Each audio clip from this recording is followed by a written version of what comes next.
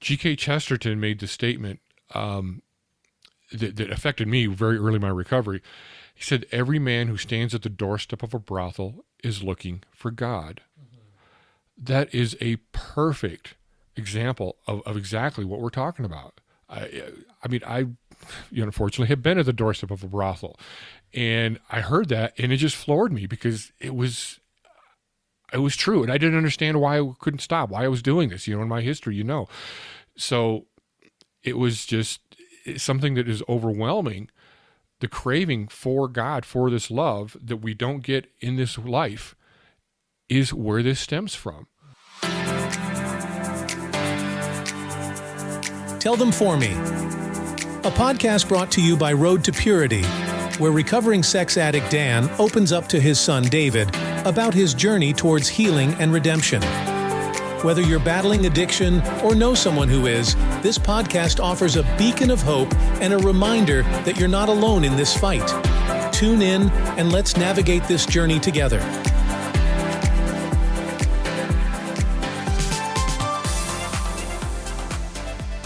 All right, so today we're going to be talking about porn and about how porn, your addiction, your struggles with it, has nothing to do with porn. Might sound crazy, but you might think it's just a simple, of course, it's, we live in a sexualized culture, we crave it, women are beautiful, whatever you want to say, so you think it just makes sense, and you're just kind of combating those natural urges or those natural whatever, but today we're going to talk about how that is kind of not really the case, and there's a lot more going on there than you might realize. Yeah, so in my own journey and healing, as well as dealing and working with countless other men, we've seen that porn, what I always say is porn is not about porn, and it's about something deeper. What we really mean is that porn is more of a coping mechanism or a medication, sometimes as we call it, for something else. Let me give you a little background of kind of where we come with this. The philosophy that we follow with Road to Purity, and my own philosophy that I've learned, is that God created us to love and be loved, period. That's it. He wired us for love and to give love.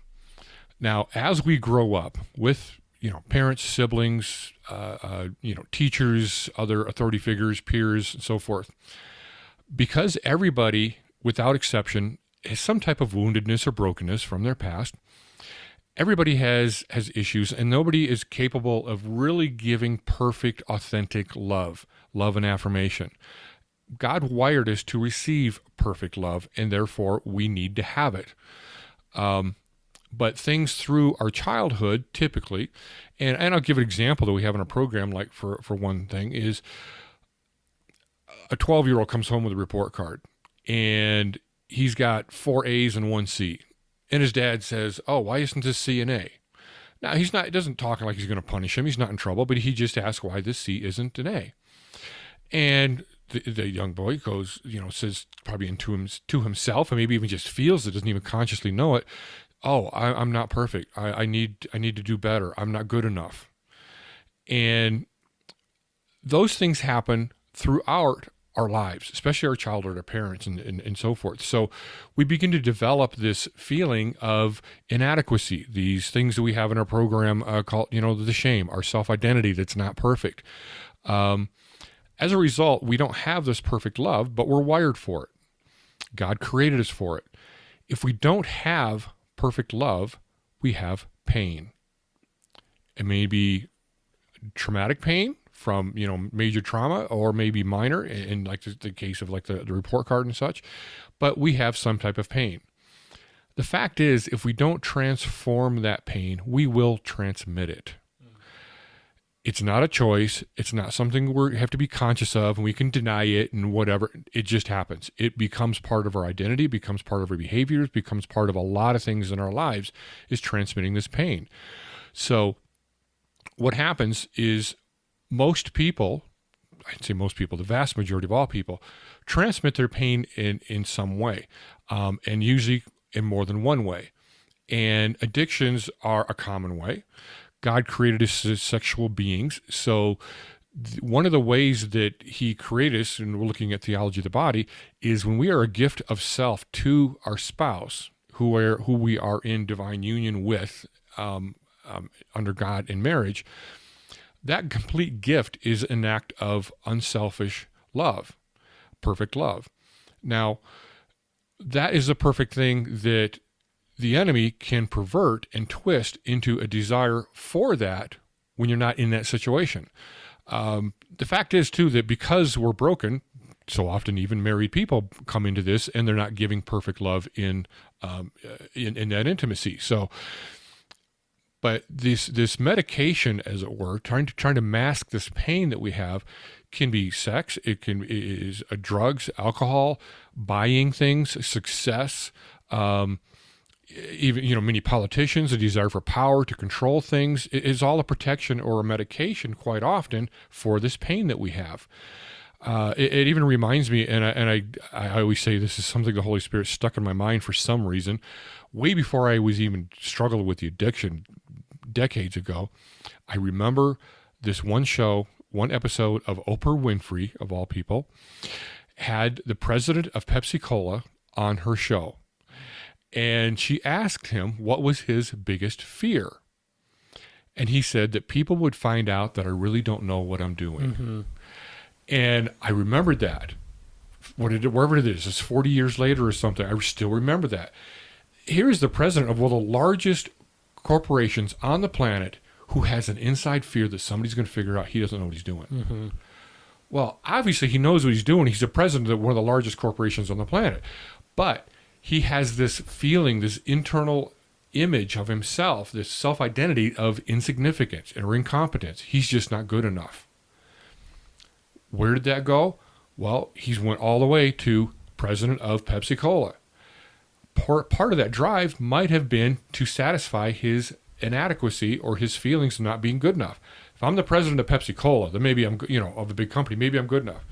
And I can relate to that to some other companies that I had and so many other people that I've talked to that are addicted to, pornography or anything else, that their lives and their choices that they've made are all an effort to be good enough or to satisfy an inadequacy that they see within themselves.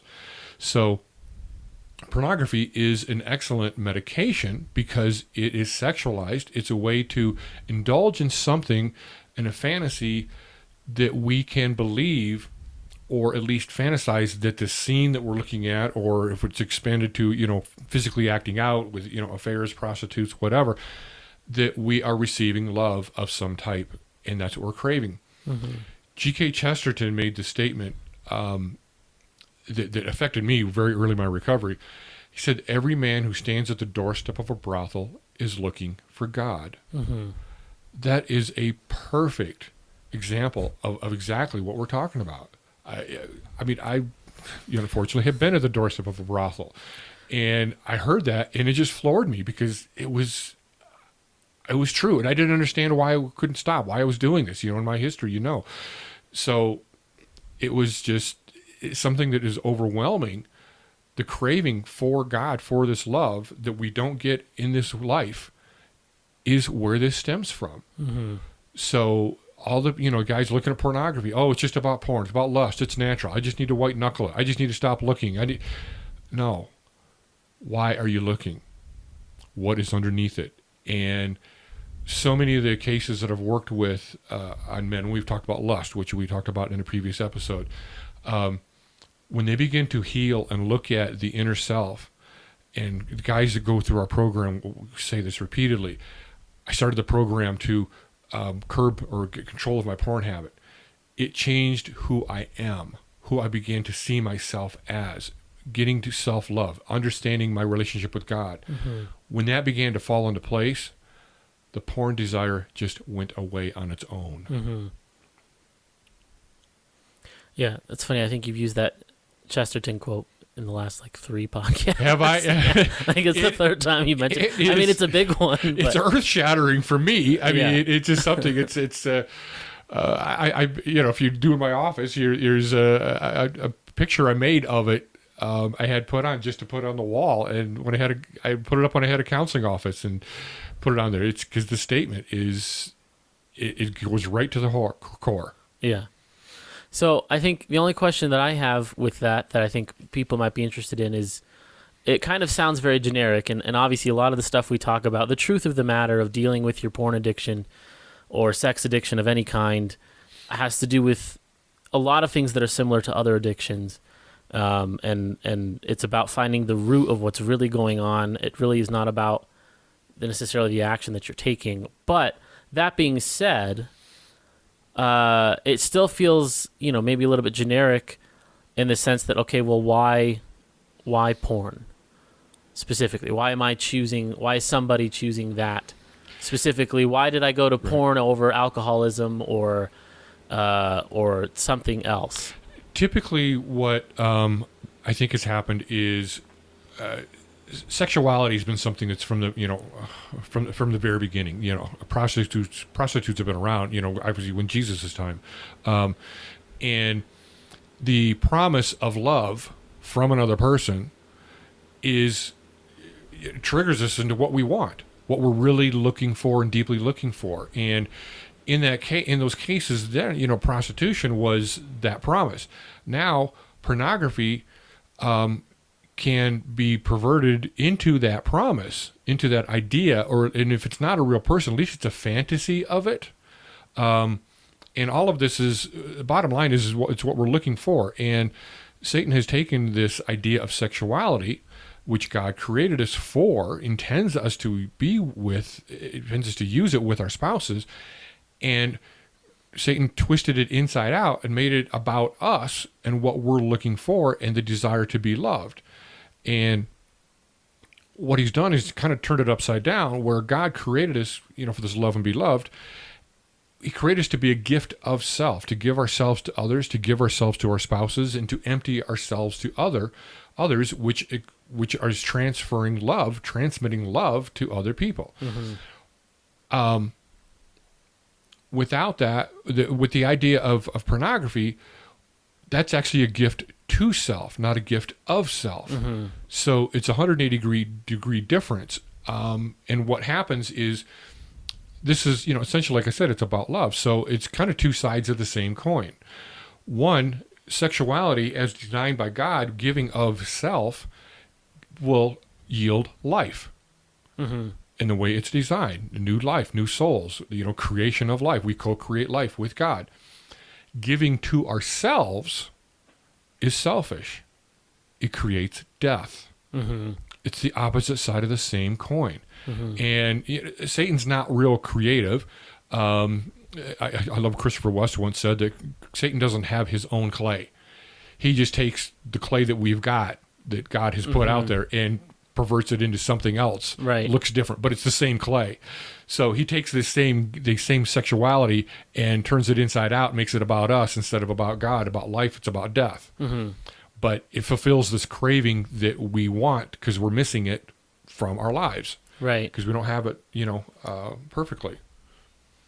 So it seems kind of though like, and I could be wrong here, but it seems kind of like with any addiction, you're going to have, humanity in general, everybody's lives, like you said, without perfect love, which you can only get from God, you would end up having pain. Mm-hmm. And naturally that pain, that woundedness that happens in almost everybody's life can, not for everybody, but for some people, can turn into some kind of addiction. You either need to escape or numb the pain, or and you can go to the whole chemical side of it too, with the dopamine and the way that your brain handles whatever addiction there is, right? And it has to escalate. But I think there's something about, and you look at the numbers too, the statistics of people struggling with some type of sexual impurity or addiction, or the amount of people who are engaged in pornography. You look at the statistics for how many people are actually on those sites, and all of that kind of stuff. Obviously, it is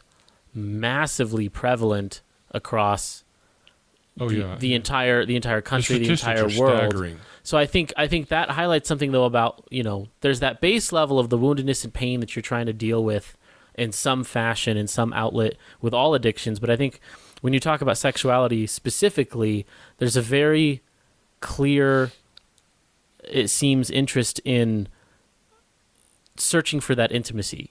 Like every man at the doorstep of a brothel is looking for God.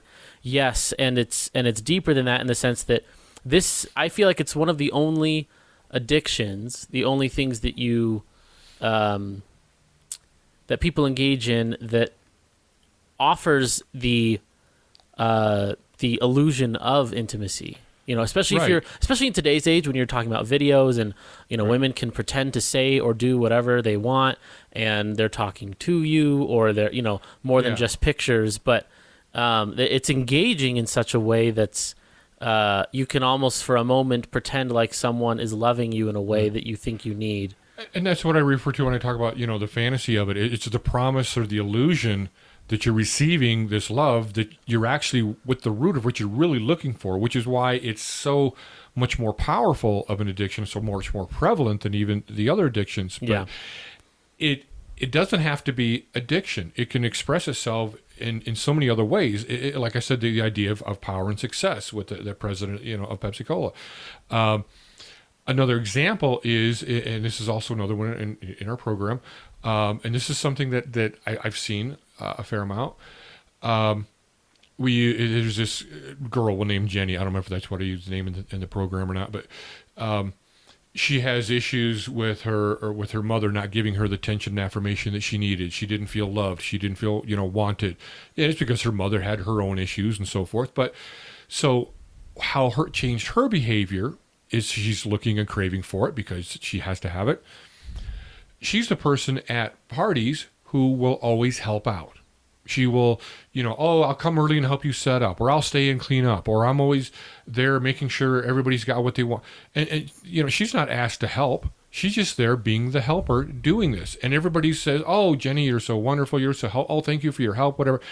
She's craving the acceptance and affirmation, and she jumps in and helps to get that help, to get that affirmation and those kudos because of her woundedness. It can be. Right. Obviously, not everybody who's super helpful. No, right. At That's why I parties say is I see doing this that. a lot of times, and Yeah, that's where it can be that. And I think so many of us have some aspect of our lives that's driven by that desire, that need, that emptiness somewhere. That is an example that does happen a fair amount, but it's not that by any means anybody that's helping out at parties is doing it because they want the attention or Right. acceptance. That's not even close. But I think sexual related struggles are different because it's like peak physical intimacy.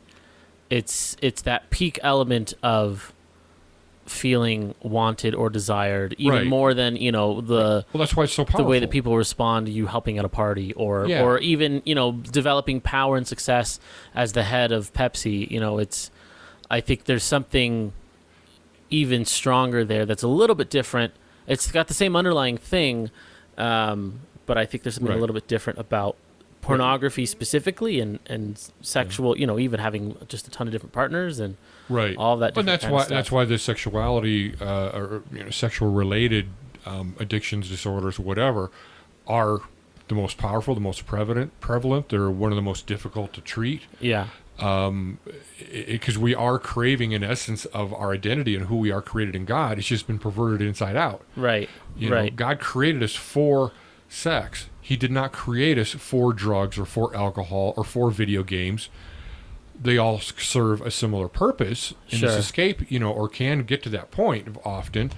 But sexuality as designed by God is a wonderful thing, and it's Well, the way it should be. And I guess to take it even deeper, you could argue that the same concept is true for the people producing porn. Mm-hmm. That at every level, not just the consumer, but porn is not about porn. Why do Right. people get into it to begin with? Why are people even selling it? Why are people engaging in it? Why are women acting in it? Yep. All of that kind of stuff Not is all. probably all coming from the same things that we're not talking all, about. but a high percentage of the actresses, for example, are in it, are either looking for love, they're looking for that intimacy, they're the trafficking issues are ones that are coerced or promised things into it. They're teenage girls, sometimes underage, unfortunately, or many times, don't have a great home life. They're respond to an ad for modeling or something somewhere, thinking, "Oh, I'll get attention. I'll get what I need," and they are promised. They're given the airfare to go travel to some other state to do a shoot of modeling, and it turns out it's a porn gig, and there's a whole number of things that happens from there. But that happens a lot. This girl is seeking to be accepted, and for somebody to think she's beautiful, so she's going to be modeling or whatever it is. Mm-hmm. And it's all because of the emptiness and the not feeling loved to begin with. Right. And it's twisted into that. And they successfully do this thousands of times with these girls, and that's how a portion of these scenes and videos are developed. But the guys, the horrible people facilitating that are even not really just looking for that. They're preying on this fact of what's going on. But they themselves probably have their own deep messed up whatever. I'm just saying at every facet, not that it makes it okay, of course. Obviously it's horrible and just disgusting and all that kind of stuff. But just understanding that no aspect of it, porn is not about porn. It has nothing to do with porn. It's just this big mix of people on every side of it, the consumer, the producers, whatever, are all just people in pain trying to find intimacy and love. And they either are just seeking it themselves in their own quiet little corner, or they've turned it into something where they're doing horrible things. Right. Either way, it needs to be dealt with. It needs to be fixed. It needs to be whatever. Yeah. So, touching on that, I know we kind of do this at the end of every one, and I feel like we're starting to repeat ourselves, but I think it's important to always kind of wrap up with, okay, porn is not about porn. It's about something much deeper. It's about your pain, your woundedness, your lack of perfect love that you need from God, and what you're seeking to try and fill whatever woundedness that you have. Now I know that. What do I do with it? More than just our stuff, but as a whole, what? As a whole, you need to seek to get healed. You need to seek what's our course, our programs to help you find that, but it's looking for the right, whether it's programs, the right counselor, which is hard to find often, something that can help you dig and find out what is underneath. Where am I empty? What am I missing? What happened when I grew up? Who have I not forgiven? What has happened with all of this stuff in my life? Because when we look at it, the pornography addiction, compulsion, whatever you're at, is maybe be the pinnacle of the problem. But so much of your behavior is beyond that. So much of who you are is beyond that. And there's, other personality traits, things that are selfishness or even anger, things with people, narcissistic behaviors are all issues that are working from these roots of this pain, of these woundedness that we have. Pornography or drug addiction or whatever may be the pinnacle piece that comes out, but you look at a person's personality and behaviors in relationships with people, it reveals itself all over the place in their lives. Right. But you need to be able to find what that is, which might take therapy, or maybe you already know, depending on your life. Yep. And you need to find a way to get healing. And when you are, I think this is something that we should maybe talk about next time, maybe the 3 eyes or some more practical things, but when you have moments in your life, because it's not always an ongoing thing, right? Sometimes there are moments that trigger certain things in your life because they're triggering or touching that wound. Being able to take that to a different place, or being able to take that and surrender that to our Lord, or, you need to find what's wrong.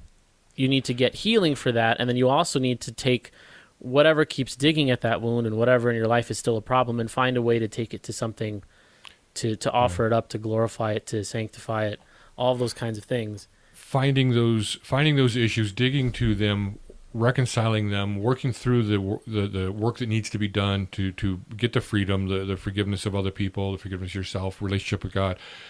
All of that is practically a whole weekend workshop. Oh, sure. So, Yes, yeah, but yeah, we will just take so that another- people know what they Yeah. need to do. I mean, Yeah. it goes back to the thing we said at the very beginning, is you have to transform your pain. Yes. And you have to transform your pain in Christ. You have to do it. I mean, it's virtually, How do we it's transform impossible our to do pain? on your Yes. own. And I think it's or a good you'll idea. transmit it. Right. I think it's a good idea. I think next podcast or two should be about how do we transform We our could, we pain. could start touching on the small Yeah. tips and tricks that we normally go through. Or I mean, we've got plenty of time. We can do plenty of podcasts on all of that. But Yeah. I think that's important to understand. And of course, if you want to understand it now, we go in depth in our program, Restoring God's Foundation, which is free online. So you can go check that out. But yeah. And also keep an eye out. We are working on a boot camp, which is like an accelerated, much deeper dive into all of this, specifically because of this and the need for this. And don't have a release date yet, but we are working on this, so it is coming. And you said that is going to be like, for the guy who's like, this needs to have stopped yesterday. Yep. Like this can't not happen anymore. Right. I'm done. I'm desperate. I need something can't do now. this anymore. I need action today. Yeah. What do I do? So we're developing a literal, boot camp, Yep. heavy duty, Yep. really do the work. It'll be more work, but it will work. Yeah. We know what works. Yeah. But what we have works, just it's long. We have what works. Yeah, we have what it's works. We know slow what works. There's and long and there's even methodical. more in-depth spiritual stuff that we have not incorporated into Restoring God's Foundation. There's even more powerful that we will be including. So Cool. So stay tuned to hear more about the boot camp and more tips and tricks in the next episode. God bless. Thanks so much for tuning in. We hope you enjoyed our podcast. If you have any topics you'd like us to discuss in future episodes, shoot us an email at ask@roadtopurity.com. Don't forget to visit our website, roadtopurity.com, for all our free resources and affordable programs to help men and women who are looking to grow in sexual purity. We rely on donations to keep doing what we do, so if you'd like to support Road to Purity, please consider donating at roadtopurity.com/donate. Thanks again for your support. God bless.